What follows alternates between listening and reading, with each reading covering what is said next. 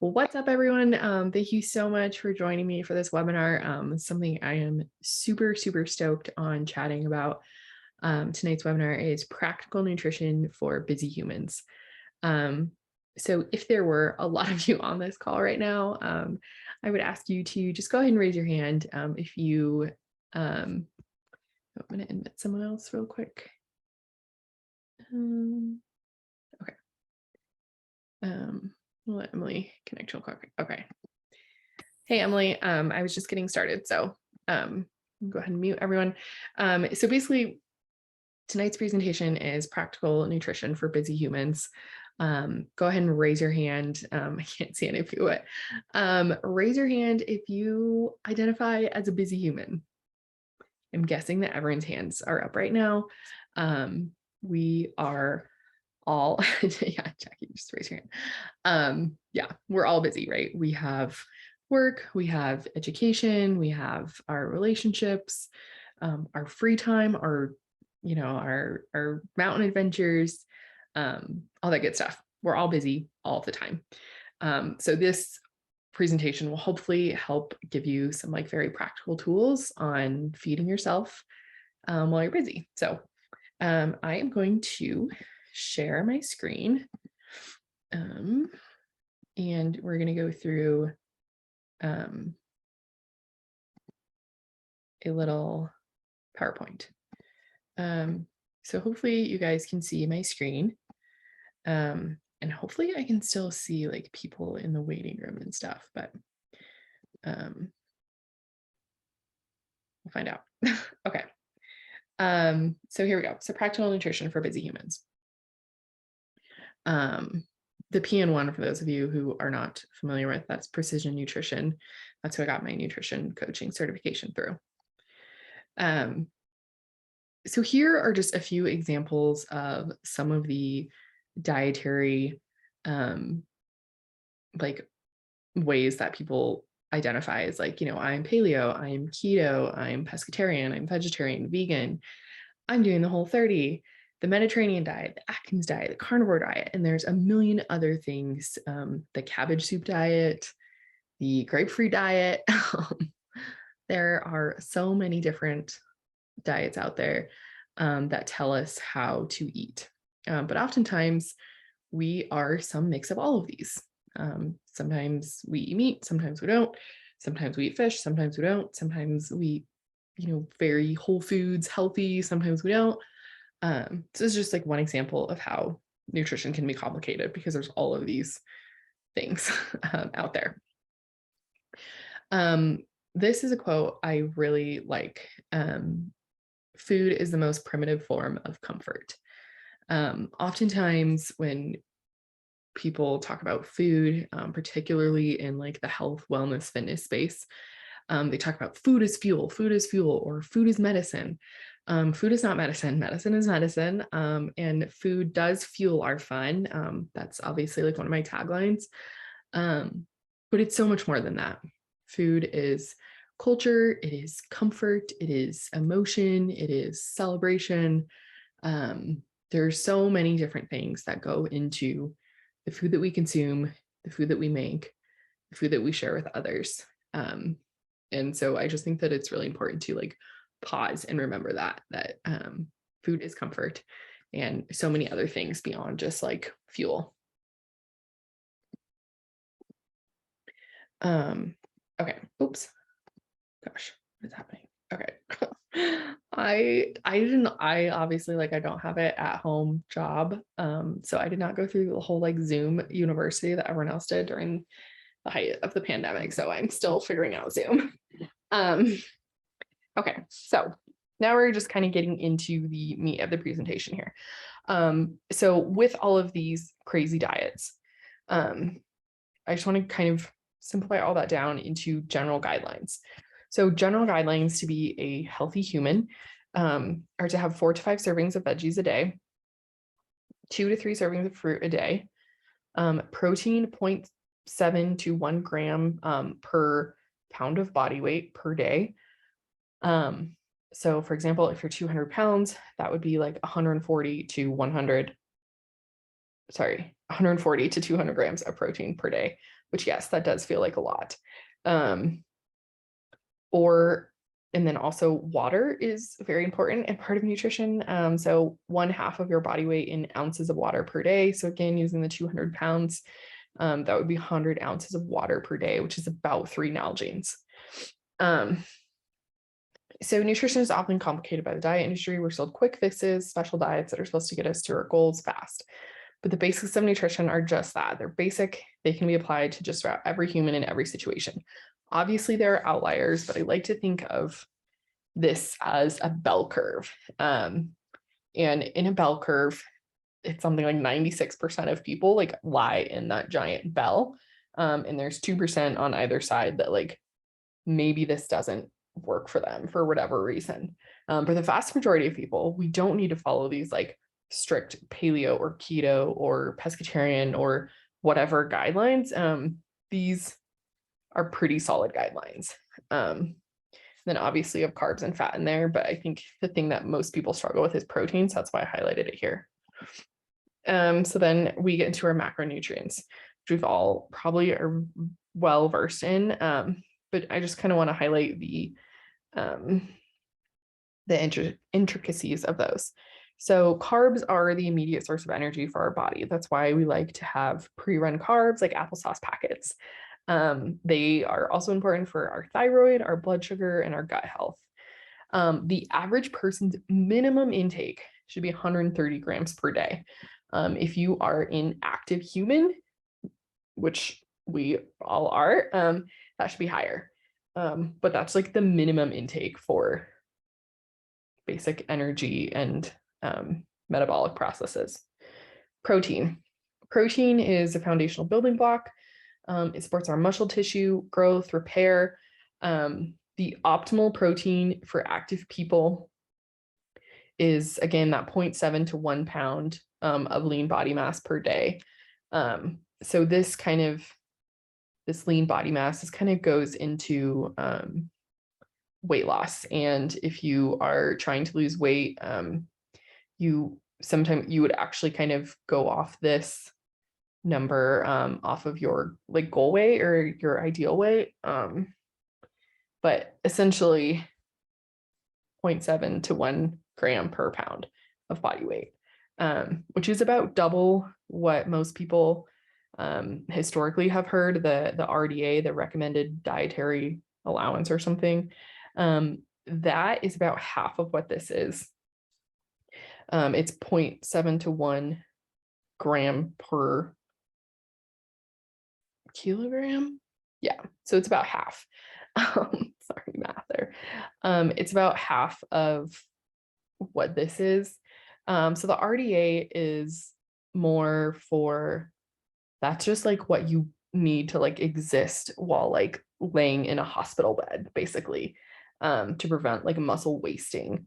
But for active people, we want to get a lot more protein, particularly if you are trying to like build and or maintain muscle.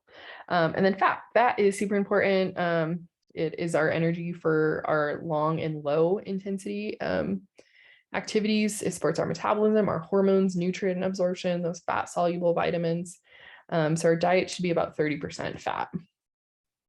And then to do the other percentages, fat is 30, carbs is 30, and protein is 40 if you want to break it up percentage wise.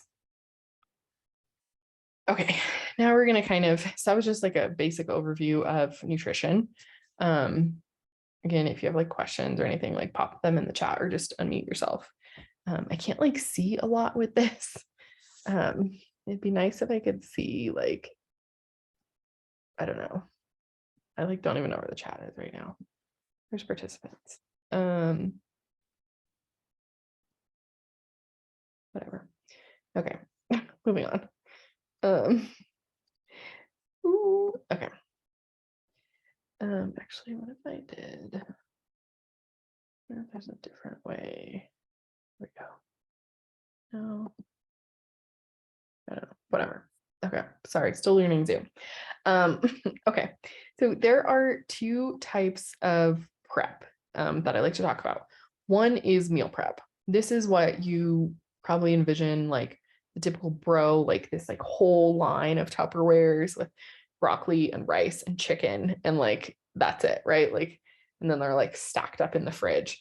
It doesn't have to look that way, but that's just when someone says meal prep, like my mind automatically goes there. So meal prep essentially is just prepping entire meals so you can heat and eat them throughout the week. That's what's traditionally thought of when we talk about meal planning and meal prepping.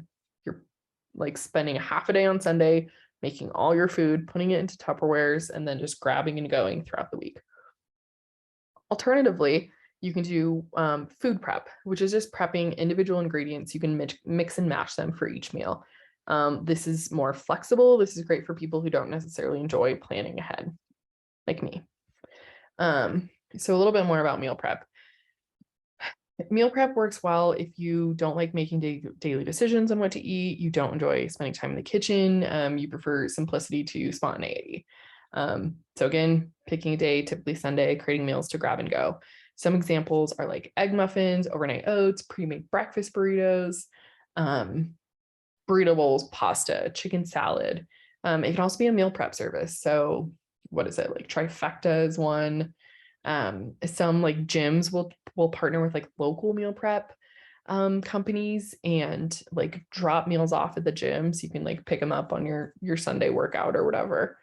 So that's kind of meal prep. Food prep. This works really well if you don't like eating the same thing throughout the week, if you like spending time in the kitchen, and if you don't like planning and / you prefer spontaneity. So for me, just as kind of like an anecdotal thing, when I was in nursing school, which is obviously like wildly busy and hard and stressful, the 20 to 30 minutes I spent in the kitchen at the end of every night was amazing. That was my like de-stress time. It would kind of be like I'd study, I'd go to school and then I'd come home and I'd study. And then I would take that like 20 to 30 minutes, whatever it was, to make some dinner. And then like that was like the end of my night. And that was like a really nice segue into like relaxed time and unwind and get out of brain mode. Like I'd put on a fun podcast, like Dirtbag Diaries episodes are like perfect 20 to 30 minutes, or my favorite playlist, and just kind of like zone out. And I really enjoyed that.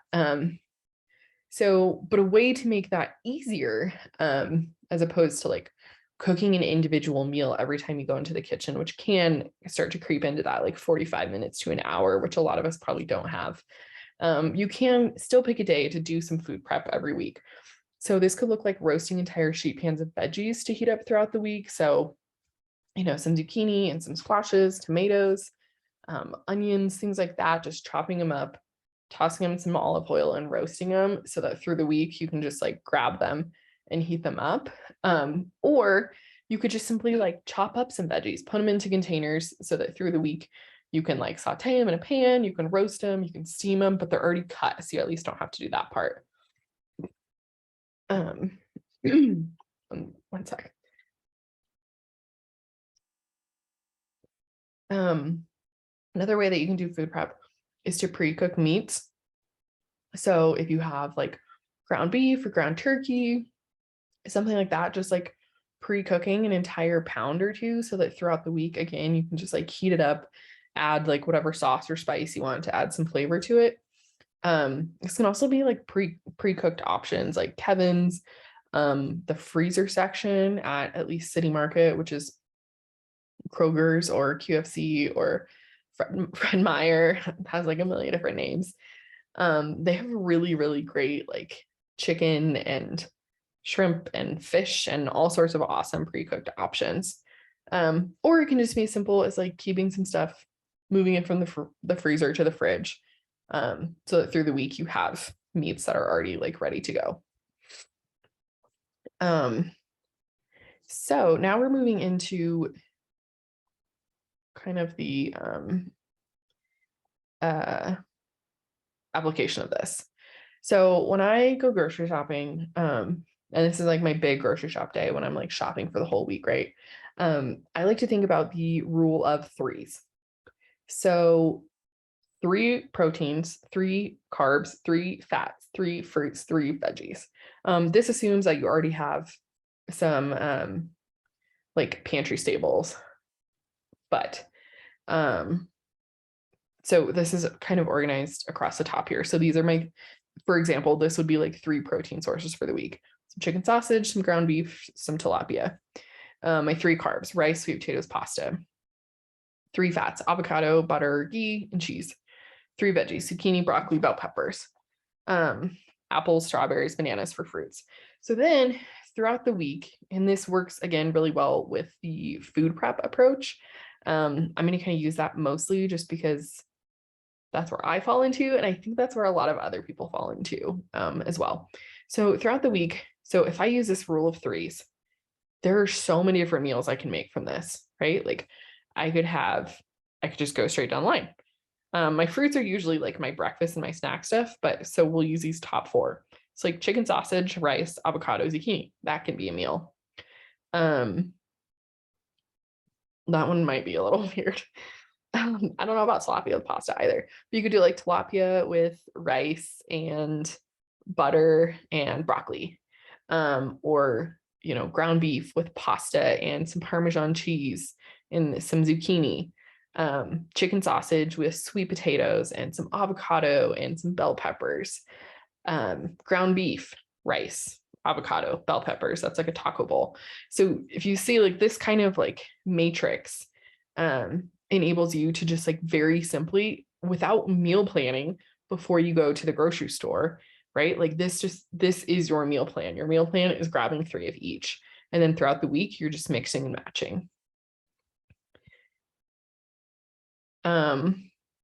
Staple. And then in addition to that, just some things to always have on hand, snack wise, at least. So these are coordinated by, the blue is protein snacks, the green is carb snacks, and the orange is fatty snacks. So I think it's important to have a little bit of each on hand all the time. And so this could be like, you know, every week, maybe you pick one from each category to add to your grocery list. And you kind of like personally, I have little baskets that have all my snacks in them. And so every week I just grab like a few new snacks and put them in these baskets. So I always have a variety. I think variety is super important, especially when it comes to snacks. And I literally have them in my truck console, my backpack, my gym bag, Jared's truck, like they're everywhere. Snacks are just everywhere because you never know when you're going to need them. So, you know, for protein bars, beef sticks, protein waffles, those are like a really, really solid thing to just like keep in your freezer for that day that you're like wake up late for work and you're like, oh shit, I need, you know, something to eat, like protein waffle. Protein shakes. So I typically will make my protein shake with a bunch of other stuff in it, but I also keep the Premier protein shakes or like the Core Power, Fairlife Core Power shakes like on hand, because those are like 26 to 30 grams of protein. So I'll always keep a couple of those on hand. Frozen edamame, like this is an often very overlooked protein source. The microwavable, and then so carbs, microwavable mac and cheese, stroop waffles, sliced veggies, cheddar bunnies, or goldfish, applesauce packets. Again, that's like my favorite pre-run snack. Cuties are great fruit that hold a little bit longer than a lot of things. And again, are a great grab and go snack.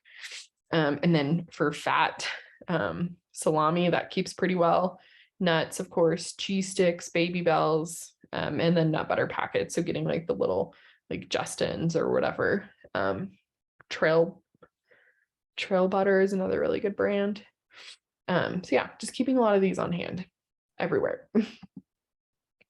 So I don't know, Jackie and Emily, where y'all are at in life right now, but if you want, we can kind of do this as a group activity.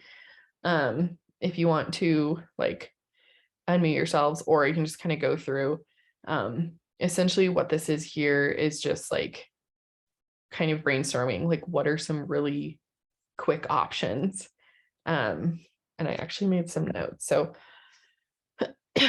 I will just go through it. And if you guys want to unmute yourselves, you are more than welcome. Otherwise, I will try and find my notes for this. I don't know how to. I've got a few ideas. Okay. So for example, protein, some really quick and easy protein sources. tuna packets, right? Like those are like $1.50 and you get like 30 grams of protein. Hard-boiled eggs, you can get the little pre-made ones that have 2 in a pack. Chickpea pasta is a great swap out for normal pasta if you find you need a little bit more protein. Pre-cooked sausages like the Adele's chicken sausages, pre-cooked or frozen chicken, chicken nuggets as well. Freaking love, I'm having chicken nuggets for dinner tonight. Egg muffins. So those are something you can like pre-make and have on hand. You can freeze them. Again, protein waffles, deli meat. And then I'll just kind of let you guys like brainstorm your own like fat and carbs. But like I would put microwavable rice and microwavable beans, of little packets you just throw in the microwave for 30 seconds. Like those are awesome, quick, like quick dinner options. Tortellini is another like really great carb, and fat and protein, depending on which one you get. Super quick, right? They cook in like 2.5 minutes. I haven't personally tried them, but the microwavable pastas, I know some friends that use those, and those are like a really great, quick and easy option. Fats, I would say mostly like oils, cheese, avocado, salami, nuts, things like that you can just like add to whatever you're making, to increase the fat content, which will help like increase your satiety levels. It always tastes better when it has a little more fat on it. And again, for that like nutrient absorption that you need from fat. This is from different presentation. Okay, I'm gonna go back into present mode. Okay, so here we have, trying to find a place for you guys to hang out. Variety. So I think a big thing that I hear from a lot of people is I don't want to eat the same thing every week. But I also don't want to take the time to learn a new recipe. So it's kind of a catch-22 there. So here's some things that you can do to very basically like switch up what you're eating. So say you have scrambled eggs every morning, try making a bunch of like scrambling a bunch of eggs, putting everything like that you would put in an omelet and like baking them in a muffin tin. You can go to meal delivery websites and look at like what meal options they have. Again, like Trifecta, or you can use HelloFresh, or what's the other one I really liked? Hungry Root. I think it's called Hungry Root. Go to their website and look at what they're making, what they're sending people. Use that for inspiration. Or go to like a food blogger, find a great food blogger and sign up for their newsletter. I'd recommend only doing this for like one food blogger, because otherwise you can get super overwhelmed. But that's a great way to like find some inspiration. Switch up the spices that you use. That's a super, super simple way to switch up the taste of how, your standard meals are. If you have a favorite dish, switch up one element. So again, that kind of goes back to that like the grocery rule of 3.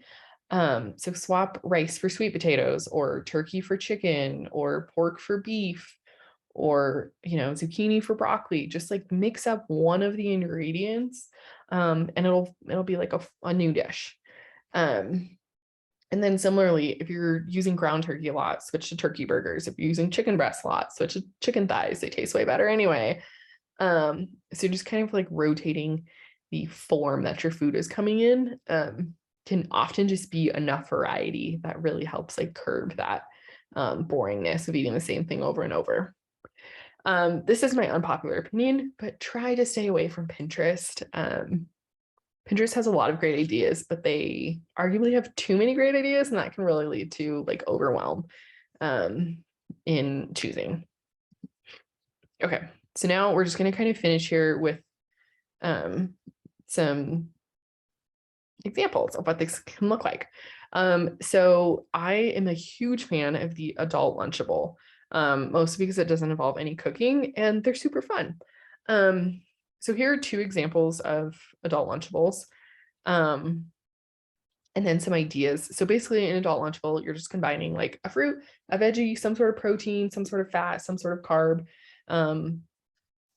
and like this plate was like 500 calories. So oftentimes you think of Lunchable stuff as like snacks, but I mean, if you really like get into it, you can make a whole meal in like 2 minutes. That's just slicing stuff up. So this one, you know, we have bell peppers in both.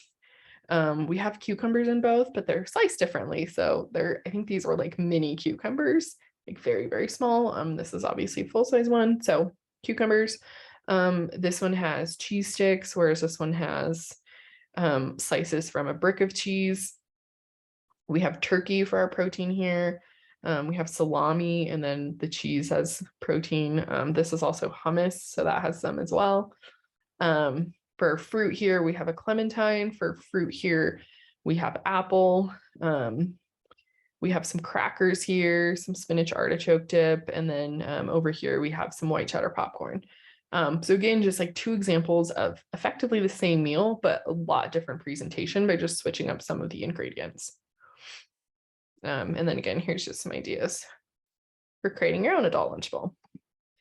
Next up, we have the Burrito Bowl. So burrito bowls are super simple. I freaking love them. I use microwavable rice. I saute beef. I use a packet of taco seasoning. I follow the packet. I usually don't even cook the veggies. Like I'll just do raw bell peppers and sometimes raw lettuce. Throw some cheese on there, sour cream, avocado. And again, this is something where you could play with this a little bit. You could, instead of doing beef, you could do turkey. You could add beans in addition to the rice, onions, switch up your type of cheese, like cojita cheese versus cheddar cheese. Instead of doing the rice, you could put it in tortillas. So again, just like thinking about those ways that you can take the same meal and just make it a little bit different. The beef and veg sauce, spaghetti.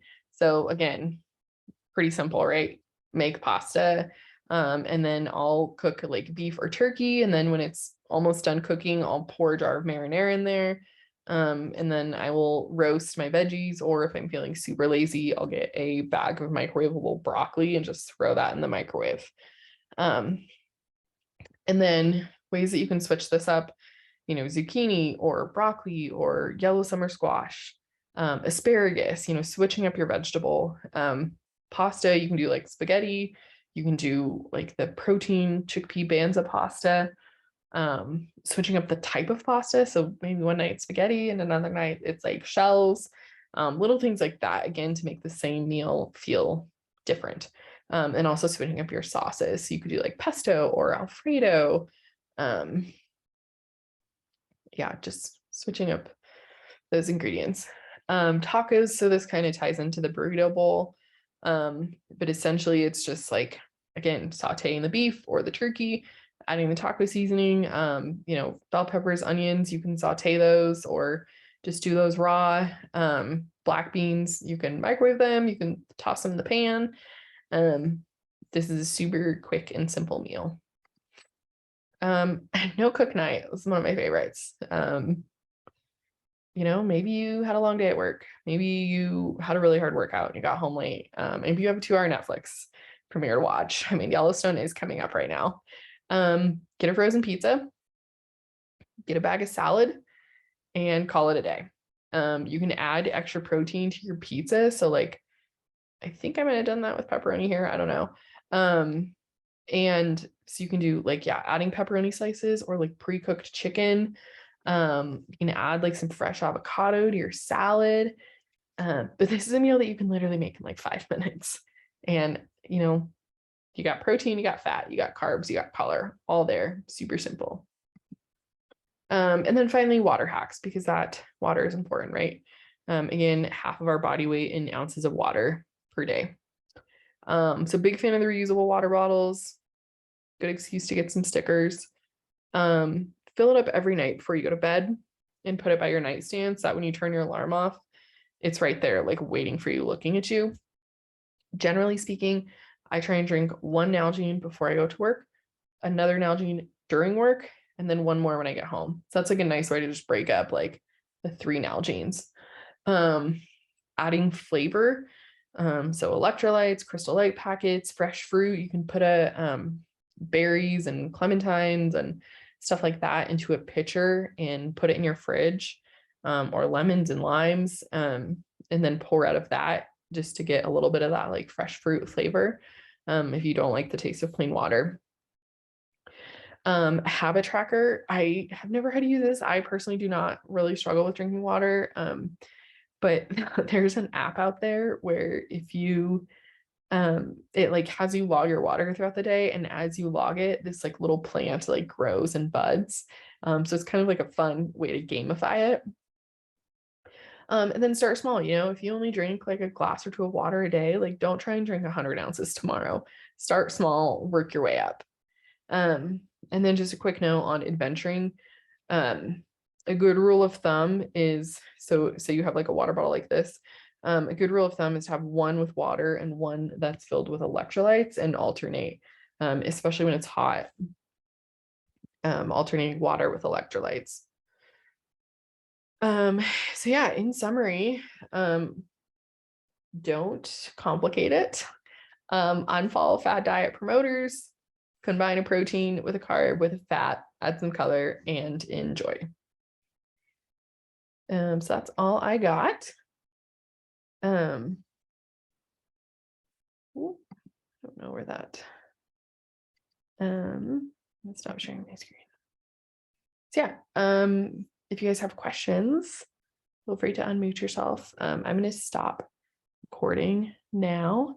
Thank you so much for hanging out, and I hope that this was helpful. I hope you found at least like one good takeaway you can implement, or even a recipe. And yeah, I'm going to stop recording.